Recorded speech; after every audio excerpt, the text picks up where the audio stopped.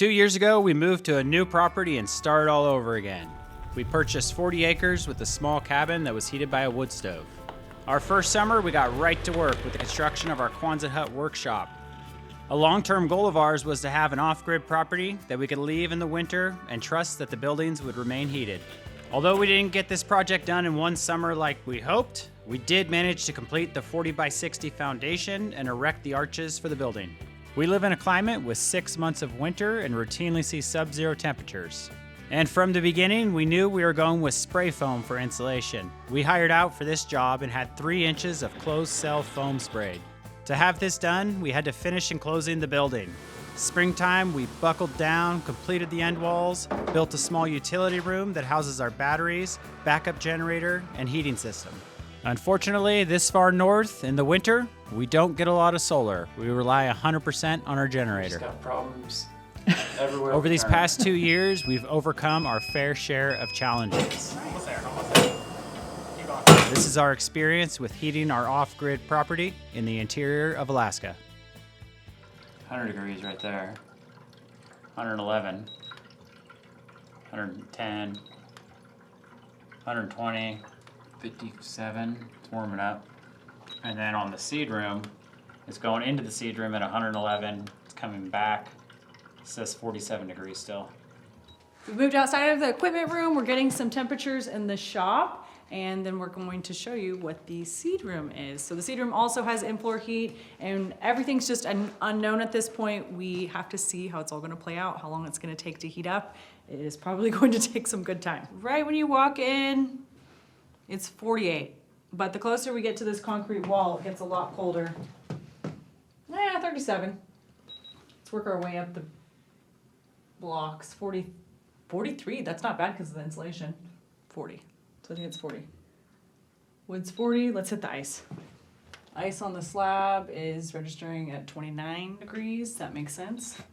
50. The seed room was 50 degrees. This is about 56 degrees Fahrenheit out here. Eric has the thermostat set at 65. We've yet to get this building really above 60 degrees. It's weird though. I'm wearing a jacket, but it's usually pretty comfortable out here, and we often get really warm. We'll like have to shed our jackets and be in here in a t-shirt. It's still early winter. We don't really know what a good temperature is gonna be for us, but we're gonna find out. Still setting a good PSI. Where it comes back cold though, it's still cold. It's still reading under 60. So we're getting a lot of temperature drop. It was just at 150 degrees.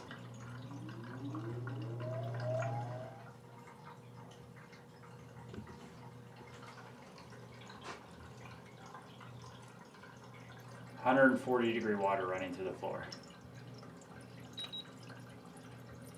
Okay. Seed room is a little cooler. 125. We figured out that the copper is not giving us an accurate reading with this little gun for some reason, so we'll have to hit like steel, or we're hitting the PEX pipe to get a better reading, or the back of the little pumps. Those are reading real hot right now, and I cranked up the Toyo to B, which would probably be in like the medium high range, and we're getting a temperature of 160 degrees going into the system. So it dropped down to 120.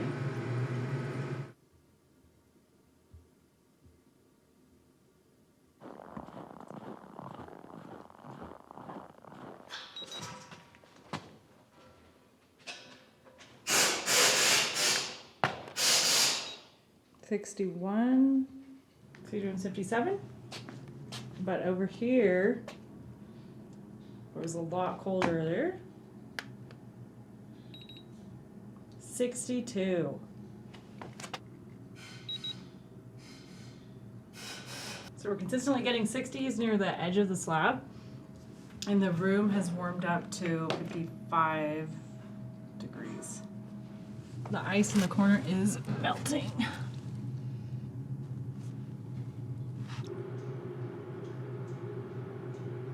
Six hours in, it's already heating up the shop. Crazy good. It has never been this warm in here. The thermostat that I had set at 65, it shut off because it got to 65. So I had to bump it up to, I got it at 71 right now. It says it's 69 degrees right here. And then inside the room, our return is still cold. Well, I guess that's pretty cold. It's 60 degrees exactly on the return. And I turned down the hot water. I did a little research and I think I had it too hot. I got it at about 130 now. It's saying it's at 140. The floor right here, in front of all the pipes, that's crazy. 74.8. Yeah, it feels like warm to the touch. The ceiling in here is 75 degrees. By tomorrow morning, it'll be probably. By tomorrow morning, I'm thinking the thermostats will shut off, or the pumps will shut off, and it'll be a temperature, right?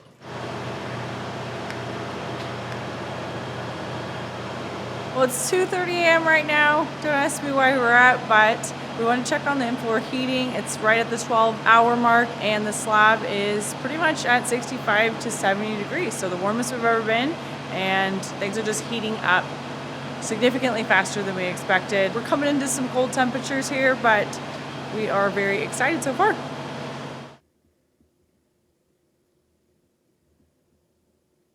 It's been 3 days of testing the in-floor heat. First off, it is very comfortable inside this building. We haven't had the coal stove going at all. We let it go out. This thermostat is set to 65 and it's at 63 right now. I'm gonna do something that is in the instructions for the thermostat. I didn't do this previously because I kind of wanted to see what it was gonna do. So there's a little thing in here and it says that you want a clip jumper W905. So there's different little wires in there. I'll show you. It wants you to cut one. This is to produce a longer heating cycle, which is normally for hot water or steam, hydronic systems. So I think what's happening now with the floor is it's getting the room to 65 and it's shutting off. And I think with clipping this, maybe it'll bring it higher and give it more time to come down. I don't know, but we're gonna clip it.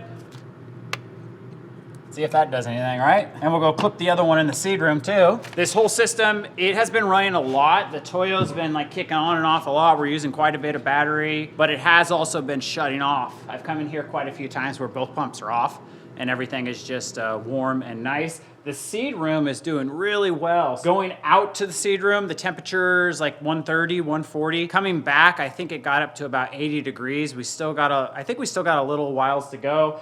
The slab in here, it's coming back a lot colder. It's coming back at about 70 degrees. I believe it's called the flow, which is going out, the hot water, and then the return is the cooler water coming back. We have also lost pressure in our system. So we pressurized it using the sump pump. I was only able to get it up to 10 pounds. The last day and a half or 2 days, it's been down at 0. So we're gonna have to put some more pressure in there with the glycol and the pump. I think what happened was we probably had a little bit of air still in the lines and it bled out through that top valve. All in all, this in-floor heat is amazing. It is 24 degrees below 0 outside. I'm talking Fahrenheit, and it's 65 and comfortable inside the shop.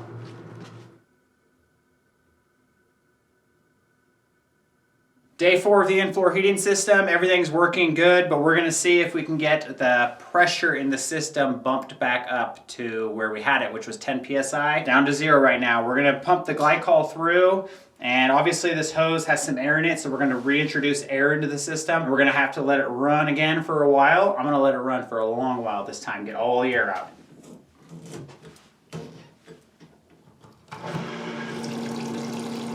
Shouldn't have get much air coming out through this end.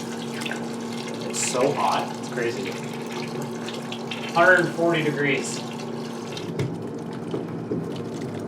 See all those little bubbles? 6 pounds, 7 pounds. This bottom one is at 10 pounds. That's as good as we can get.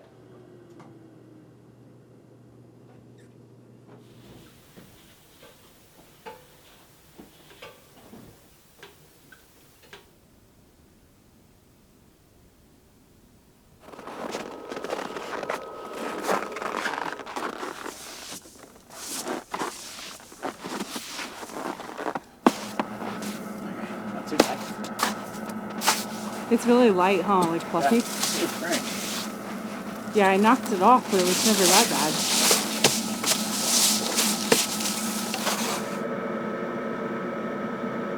This past week has been, I guess, the ultimate test for the in-floor heating system. We've had highs around 30 below, and it is currently 53 below zero Fahrenheit. Extremely cold. It's January 3rd today. The in-floor heating is still performing well. A few weeks ago, I was able to hook up one of our 12-volt pumps that we used to use at our old cabin for pumping water, and that was able to give me the pressure that I needed in the system. We're actually setting a little bit high. It's at about 20 psi right now, and it's been holding there for, I guess, about 3 weeks, so I think we're good to go on that part of it. Where the temperatures outside are about zero, the in-floor heating will run, you know, a certain amount, but when it's really cold like this, it's pretty much running non-stop. Thankfully, we're in the middle of a project and we're working inside the shop today. It's actually, that thermostat's only at 56. Not even 70 right now. Because it's cold now. 68. Huh? So should that improve if you get a new pump? I think so. Because if it's moving so slow through the floor that the slab's just taking all the heat. Yeah. So if we push it faster, it should return higher. It should return higher, and this should not have to turn on as much. The seed room's doing great. 80? 80 would be a good return? Yeah, if we could get it there, it'd be great.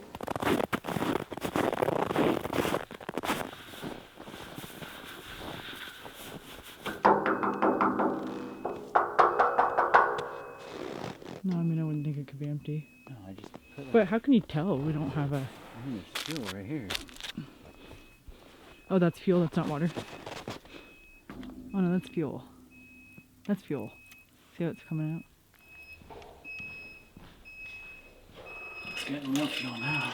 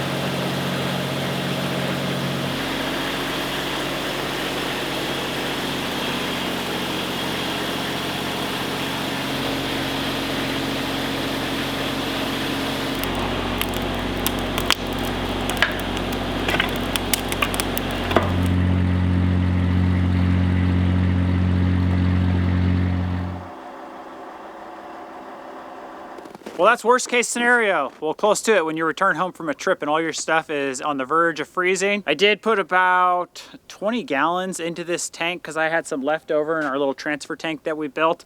And I looked in there with the flashlight and I could have sworn it was like half full. And that was only a couple weeks ago. I think I was just, my depth perception was off and I just couldn't tell what was going on in the tank because she was definitely empty. Luckily we have that tank and we can just go get fuel real quick and put it in there. We're just gravity feeding it in there since the little pump on top stopped working. They came and filled it up this morning, topped it off for us. It took 435 gallons of #1 heating oil to fill it up. We're still not sure how much this shop and the whole property is going to use fuel-wise, but we are trying to kind of keep track of it throughout this first winter and see where we're at. Everything in there has been functioning fine.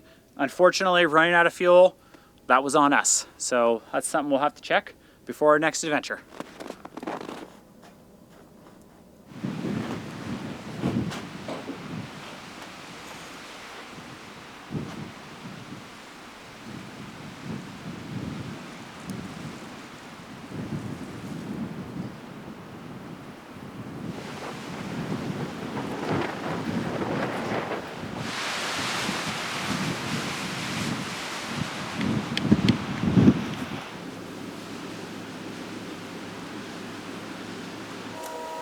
Powered off. Give it a second. Plug it. Okay. Fuel off there. Let's turn the fuel off right here. Doing a little troubleshooting on the Toyo. There's 3 lights here. There's green, which is just, you know, you're on, you're good to go. There's burner, which is red. That activates when it fires up and it's heating the liquid in there. And then there's a yellow one here. It says warning. It was like 2 days ago. This was kind of shut off. It wasn't operating and that warning light was on. And on the side, it'll give you like a number for an error code. I was getting number 6. I reset it and turned it back on. It worked fine until today. It gave me the warning code again. And it's not heating the liquid when that code goes on. So we're not heating the building at that point. A few things we're gonna try. We just checked the internal fuel filter on here. It was good. It looked brand new. I didn't see any like clogging in there or anything. Next, we're gonna take out the flame sensor in here. Apparently that can cause this code. I'm also gonna take apart the exhaust to make sure it's not clogged or restricted in there. The only other thing that's been happening is the past few days we've been having like some extreme winds, like really powerful, right against the back of the building where the exhaust goes out. Maybe the wind's blowing in there and causing this error code. I'm not sure, but that's the things we're gonna try.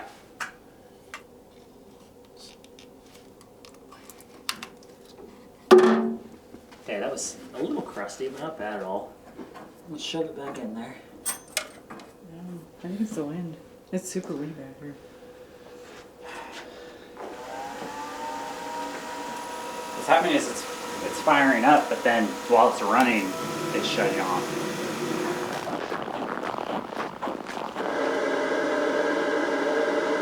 That's good, right?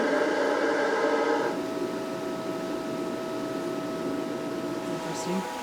So it's like it's not getting fuel or something. Let's see.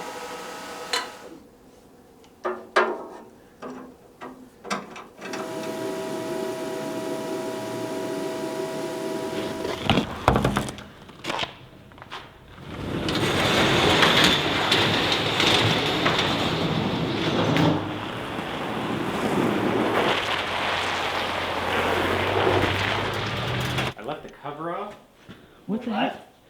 How could that have anything to do with it? There's one thing that was saying like there's something that can happen if it gets too hot inside there. It can throw that code. It ran for 2 days straight and -30. You know what I mean? So this thing's been running like nonstop, I bet. I'm actually really confused. It is now early February and we've done a little more troubleshooting on why the Toyo boiler was throwing that warning code. I ended up calling Toyo directly, super helpful with their technicians that can help you troubleshoot problems, and we went through a bunch of different things on it, and what we figured out was it was either going to be the fuel pump that was run dry when we ran out of fuel, or it was going to be the nozzle that sprays the fuel into the burner. Also having to do with running out of fuel, it could have sucked some debris in there and it was slightly clogged. We ended up going on a fishing trip. We were gone for a few days, you know, quite a while, and we kind of rushed back because we figured that the Toyo was going to turn off again. Much to our surprise, we got back and it was still running, and it has been running for about the past 2 weeks. We were actually prepared to go buy some parts for this thing, a fuel pump, a gauge, and a new nozzle. We haven't done anything. She's still running, so I think we're going to be good to go. One other thing I'm going to get done while we're back here is I'm going to put this exhaust tip where the exhaust comes out from the Toyo, which is right here. It works right there, but it's kind of blowing like all over the building here, and it's getting like some condensation. It's forming some real like dry fluffy ice on there, and it's also getting like a little bit of discoloration on there, black soot I guess you would call it. It's not a problem now, but in the spring or in the summer when we put our nice pine siding up here, it's gonna ruin it. So we're gonna try to angle the exhaust this way. Also, this should help with wind. When it's hitting the back here, we're not gonna have any wind that can blow in the exhaust.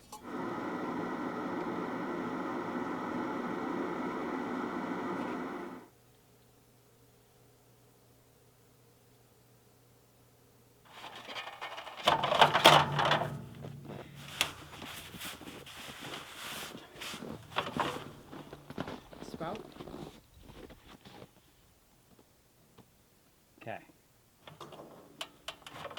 This is the dowel we're now going to be using to check the fuel in our fuel tank outside. Since running out of fuel, we didn't have a way to really check it. You stick it down in the tank, and where it's wet, obviously that's where your fuel is, and then you kind of just eyeball it, how much is in there. Judging by this stick and how big our tank is, which is a 500-gallon tank, we're estimating we have about 300 gallons of heating oil left in there, which I'm not gonna lie is semi-disappointing. It hasn't been too long since we had the tank filled up, so when we originally had it done, like maybe 450 gallons in there, we used that all the way, and then we had it filled up with another 500 gallons. We're not even close to being through winter, and we've already used a lot of fuel. I will say though, the fuel is not just going to our heating system. A lot of it is, but a lot of it's actually going to our generator. So this is a new to us solar system. We didn't really know how it was gonna work. It's working great thus far, but in the winter in Alaska, especially this far north, you just don't get any sun coming through the solar panels. So the generator's running about every other day, maybe a little more since we started turning on some seed room lights, and it'll run for about 4 hours to charge the batteries up to their 95%. They say the generator at full load will use about 0.77 gallons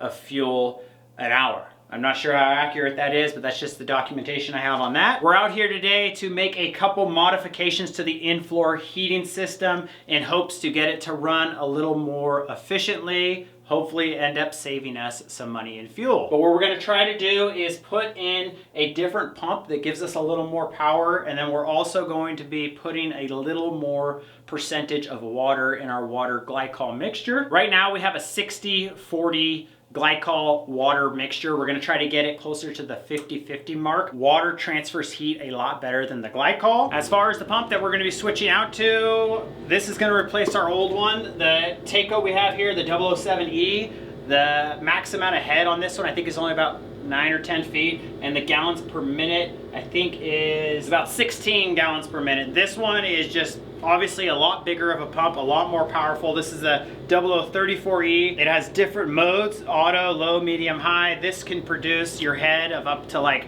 34 feet and gallons per minute of about 50, which is gonna be awesome. The way we've designed it with these valves that turn it off, this should be a pretty quick install. And then as we are flushing the air out of the lines, that's when we're gonna be putting some of our water back in the system.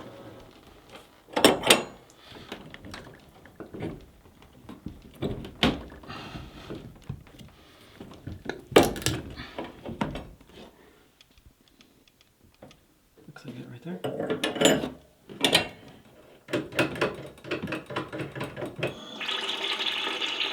Okay, there goes our pressure. We're going to stick this in here. Now we're just recirculating, and we should pull some air from there. What we're trying to achieve here is moving the liquid through the floors a little bit quicker. That way, when it starts, it goes all the way through the floors and it comes back and it goes into the boiler. It's a little bit warmer and the boiler doesn't have to turn on as often and it doesn't have to heat the liquid as much. As far as our return temperature, it's been about the same since we put the system in and had it up and running after a few days. The temperature going into the floor, it's about 130 to 140 Fahrenheit, and it's coming back at like 70 degrees. So that's called your delta. That's your drop in temperature from when it leaves to when it returns. Ideally, you want something a lot smaller than that. Some people even can get like about 10 degrees. We do live in one of the coldest places that you can live, so it's expected that ours isn't going to be absolutely perfect. The seed room, on the other hand, that's just one loop of 300 feet of PEX, and it's on one of those small pumps. The seed room's doing fine. The return on that is a lot better. But the shop, it's 8 runs, half-inch PEX, and each one of those runs is 300 square feet. So we're running through 2,400 feet of PEX in the floor. And that little pump, I mean, honestly, it was just barely moving the liquid through there. So as soon as it was getting into the floor, it was releasing that heat. And by the time it got back, it was super cold. Right now, we're just circulating the glycol through the whole entire system, making sure we get all of the little tiny air bubbles out. We ended up putting about 2 gallons of just regular water back into the system. We're gonna get this done. We'll get everything turned back on. We'll fire up the pump and see how she's doing. Now we're pressurizing the system. It's basically saying we're already there. So now I'm going to shut this one.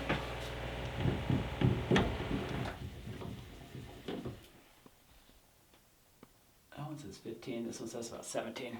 We just pressurized the system. Previously we were running it at about 20 PSI. I think that was a little high, but I didn't really want to mess with it and introduce more air into the system, so we left it and it worked good. Right now I got it at about 15. It usually drops a tiny bit, so I'm gonna leave it there in hopes that we get it down to 12 PSI, which is exactly where we want to be. I did want to mention that we are not 100% leak free. Well, kind of. So what happened when we built this thing, we had like 100 and something solders we did, and I think we found 2 or 3 leaks. We fixed them before we put glycol in. We put glycol in the system. Everything was fine. Arielle, she's got a real keen eye. She noticed a couple little drips. I think one was like on this Y strainer, yeah, on each side.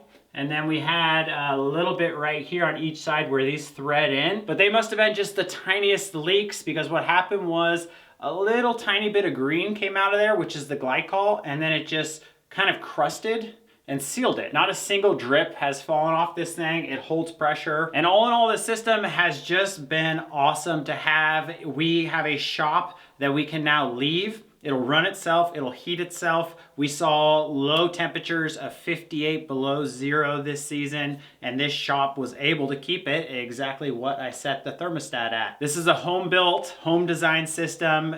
We really like it, but the only thing we're trying to do now is just get a little more fuel efficiency and a little more heat efficiency with that new pump and introducing a little more water to her. Let's get things unhooked, fire up the pump. Okay, I'm interested to see how that new pump's gonna run.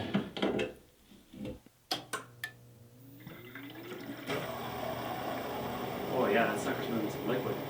This is our seed room. It is a 10 by 20. It's attached to the shop, but we pretty much treat it as a separate building. This will be its first working season, but we do think that it's going to use a considerable amount of fuel, not just with the in-floor heat, but the actual lighting needs. So all the energy we're providing the lights for our seedlings. It has been about 3 months since we've turned the floors on, and it's doing amazing out here. If you remember, right after we constructed it, we had quite a bit of frost on the inside of this concrete wall. We fixed that primarily by putting insulation on the outside. And once we turned the floors on, the frost completely went away and has not come back. There was moisture kind of in the corners. That all evaporated. We haven't mentioned this, but one of the perks to having in-floor heat is that water on the floor is just, it goes away. It's not a problem. It evaporates. So we are often bringing in trailers and they have a bunch of snow on them in the shop. The next day, the snow has melted and it's gone off the ground. Same thing with this seed room. I introduce a lot of moisture to it by watering, and I'll just let it fall on the ground and it will be gone within a few hours. Overall, we've been really thrilled with how it's performing. I have it set at 60 degrees right now, a little bit warmer than our shop. Especially having so many windows in here, I think we were a little concerned, you know, as far as insulation. Just to give you a little comparison of how the weather outside can influence these buildings. We took a 6-day trip. It was in like the 20s outside, pretty warm. We just had our stove running for that first day. When we came back, the shop was actually still above freezing. It was in the upper 30s. But just a few weeks later, we also took another trip, an overnighter in Fairbanks, and it was -30, big temperature difference. And when we came back the next day, we saw those same temperatures in the shop, so upper 30s. And we were both like, whoa, that's a pretty big difference, right? Both those times we had this door open that connects the shop to the seed room. About a week ago, Eric closed it and everything's been awesome in here. We were finding that the rooms were kind of influencing each other, or they were influenced by each other. Eric has the shop set at 58. It seemed like it was kind of sucking some of the heat out of this room. We're just really happy with the way this room turned out and the way that it is performing.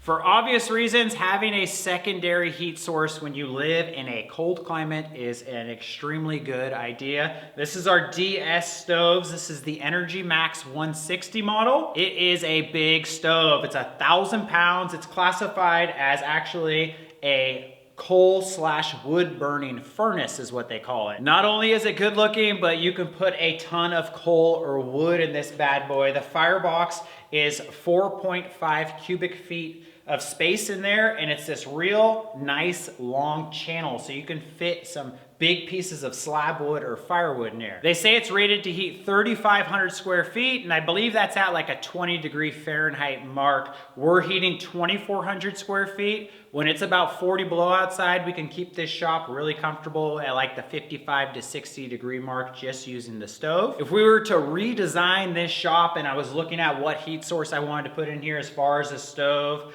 I would pick this same exact one. Prior to getting our in-floor heat going, which was in in the end of November, we were already heating the shop with the coal stove. It did a great job. It kept our solar batteries warm, it kept our vehicles warm, and it allowed us to work on projects inside the shop when it was getting way too cold outside. Although the in-floor heating system now is fairly reliable for us, there was a couple times there at the beginning where we did have to rely on this stove to get the shop back up to temp for us. In addition to heating quickly, they are also extremely reliable. I mean, it's just a very basic stove. It's cost effective whether we're burning wood from the property or we're purchasing coal. The main reason we wanted to get this stove in particular is it is capable of burning coal, and that's gonna save us the time, the energy, the effort of cutting, splitting, stacking, drying our own wood. We already do that for the cabin. We just didn't really want to have the burden of having to stack up that much more wood for the shop also. Coal is available here in Alaska. It's affordable. Last time we went and picked it up, we got 3,000 pounds or a little over that, which was 2 big totes full, and I think it cost us $240 for that. Coal will burn longer in this stove. So if we stuff it full of coal, as much as we can fit, we'll get an easy 24 hours of a nice hot burn. Wood, you stuff it completely full, you're gonna get 12 hours, and that's about it. As far as the wood we were burning in here, it was mainly just sawmill slab wood. So the pieces that you cut off when you make that first cut when you're making lumber, we cut them into some nice big pieces. I mean, we burned quite a bit in here. And then the coal that we have available in Alaska, it's not the best like grade or the best heat that you can get. It's called sub-bituminous coal. It's actually one of the lower ones, but it's cheap, it's available. Unfortunately, we thought the coal was gonna last us a little bit longer with the stove. The 2 totes that we picked up, we burned through it in about 6 weeks, and I was hoping that it was gonna last us probably about twice as long as that. That's just kind of what it is, but it put off a really nice heat. It kept everything warm inside the shop. There's 2 different styles of the coal available to us. There's stoker, which is smaller pieces about like that, and then there's lump coal, which is like, you know, that size, maybe a little bit smaller. I do prefer the lump coal because I feel like it's a little cleaner. It burns longer and burns hotter in the stove. The one con behind the bigger chunks is getting it from the totes into the stove. With the stoker coal, you can use a 5-gallon bucket, you scoop it up, you dump it in. It's super easy. The lump, it's really hard to scoop it up. So basically what I would do is just kind of have to grab a piece at a time, fill up a 5-gallon bucket, and this thing fits like 4 or 5-gallon buckets worth of coal. And then we just come over here and we toss it on the fire. To get the coal fire started is not difficult, it just takes a little bit of time. You start with wood, you get it real hot, you start adding little pieces of coal, you get those real hot, and then you can really start putting it on. But when you're burning with just coal in this stove, it's constantly going, it's really simple. You shake the little shaker grates here and it lets the ash drop down to the bottom, and then you just throw more coal on top. And the ash that the stove puts off, I'm gonna say that's kind of like a con. Coal produces a lot more ash than wood does, and it's a little bit messier. It's like this real fine powder. And even though I try to be as careful and as clean as I can be in here, when I open that bottom and I pull the big tray out and I go to dump it in a trash can or in one of the totes I was using, it just seems to like go everywhere. So I've got my chair over there that's kind of covered with it, and it's kind of unfortunate. Going forward, we're probably gonna try to develop a better system for getting the lump coal from the tote into here, make it a little bit easier on us, and we're gonna continue to do what we did this winter, which is burn some slab wood in here. We'll pick up another load of coal. We'll be ready to go for next season. We're gonna head over to the cabin. We're gonna show you what we're using for heat over there.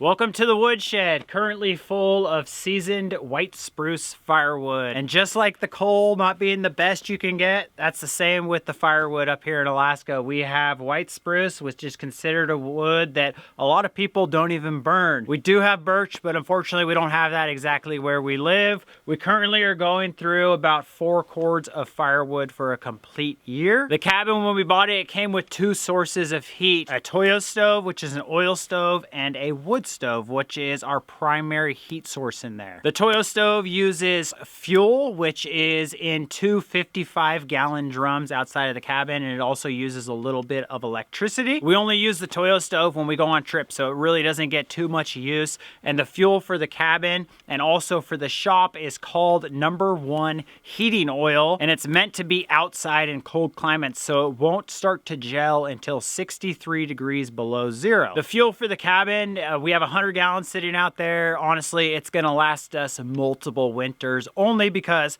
we don't use it very often. While we're out here, let's grab a couple logs. We're heading in the cabin.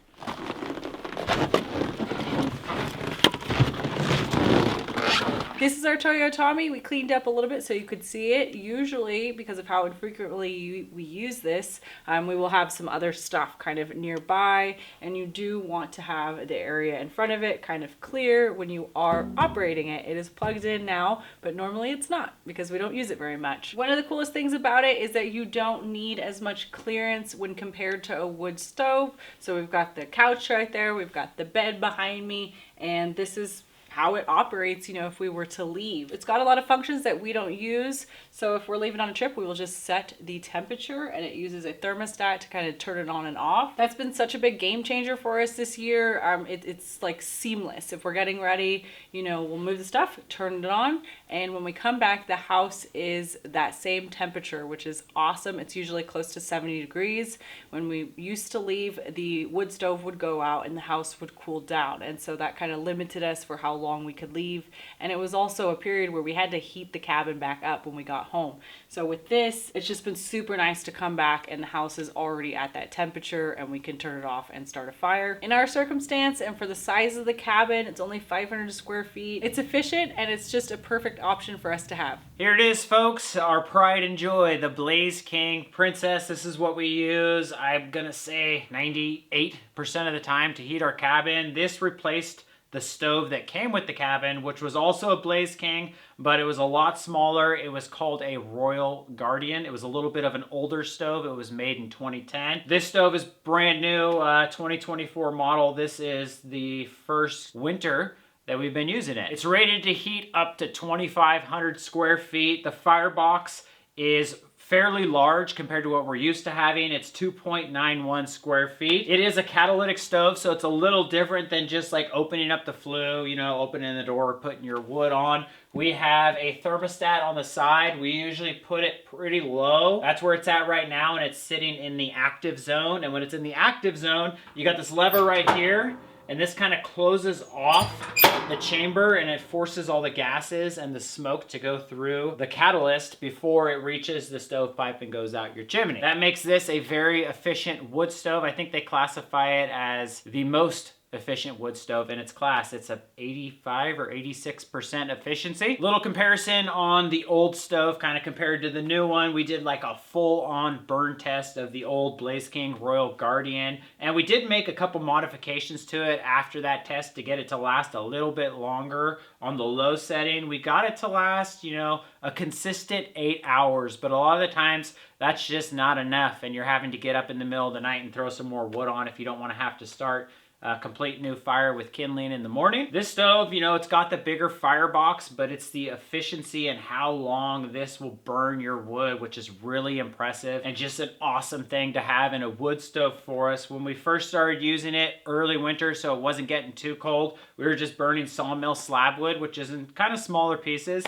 I was easily getting, you know, like 16, 18 hours. And now, without even really trying too hard, if we leave on a trip and I crank it down on low, I can get an easy 24 hours of burn time. Still have more than enough coals in there to just open up the door, turn it up, toss some more wood on, and she's ripping again in a matter of minutes. I've had a couple little issues, and honestly, we're kind of still figuring them out. So when we installed this one, the chimney setup was a little bit different. And when I was opening this door to go put more wood in or do whatever I was doing, I was getting a little bit of a drafting issue. So it was getting a little smoke coming out the front. At first, I took off the cap on the chimney. That seemed to give us a little better flow. It didn't solve the problem all the way. I ended up putting another 18-inch piece all the way up on the top. It's almost gone. It's almost perfect, but we're not quite there yet. Another issue we're kind of having is some sort of leak. And I don't know if we actually have a leak up in the roof, but I think what's happening is we're getting some condensation for some reason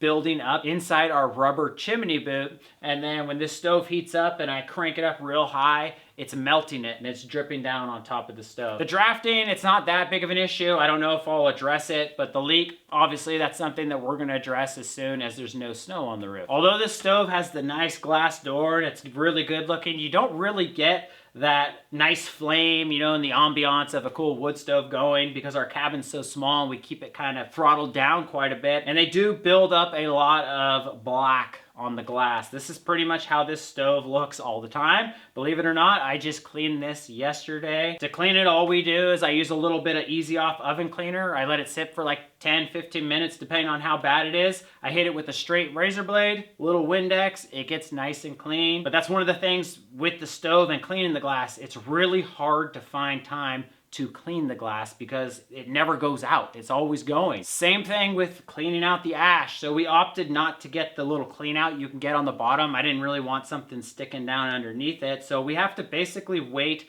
until we go on a trip, or we have to purposely just let the fire go out if the ash is getting too full in there, and we'll clean it out with a little shovel. We also have cut down on our kindling use. It has been insane. I mean, last season and ever since we've lived up here in Alaska, I was always chopping kindling and starting a new fire. The Blaze King rarely goes out, so we don't really have to start a new fire too often. My daily routine is waking up in the morning, whenever that is. I'll crank it up, I'll let it sit for a couple minutes, open up the little damper here. We'll throw some more wood on, a few pieces depending on how cold it is. I'll shut it. I will absolutely forget about it until the evening, go to bed at like 10 o'clock at night, do the same thing, open it up, throw a couple pieces of wood on there. It's been really simple. It just doesn't require a lot of effort on our part, and it burns very clean. I took the chimney apart not too long ago, and it was almost spotless in there. A stove that's rated for 2,500 square feet inside a 500 square foot cabin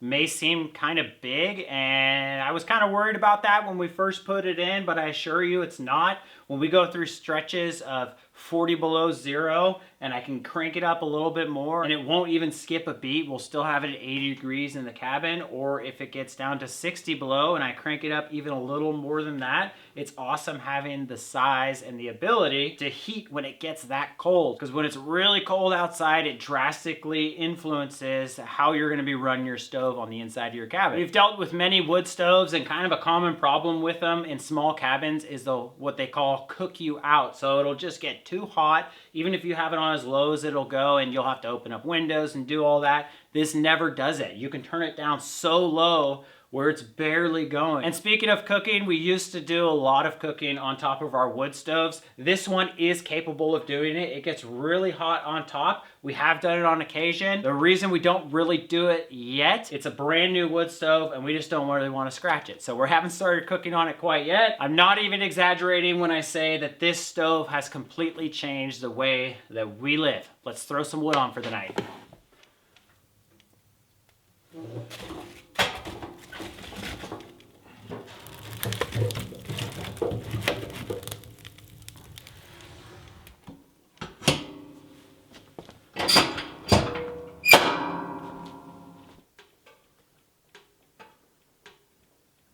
It's been a couple days, and just a quick update on how things are going around here. Today, we finally started getting a significant amount of solar coming in. I looked at the inverter earlier, and the panels were pulling in 1,800 watts. So it's at the point where we're getting enough sun where it's powering everything we have, and then it's got enough energy left to give some to the batteries. As far as the pump is going, I'm still kind of fiddling with it, seeing if I want to leave it on that #1 setting or put it on the auto. #2 and #3, they're pushing the liquid through too fast that the boiler actually can't keep up with those speeds. But it's also getting a little bit warmer outside, and the in-floor heating hasn't really been running that much. We might end up having just to wait until next season to see if we're actually going to get that return temperature to be a little bit hotter. I also had a chance to research some kind of local interior Alaska heating fuel fuel usage. And based on the information that I found for heating the type of space that we're trying to heat, we're actually a little lower on fuel consumption. Seems like a lot of folks with a similar size square footage, like a 2,000 square foot house, something around there, they're using 1,000 gallons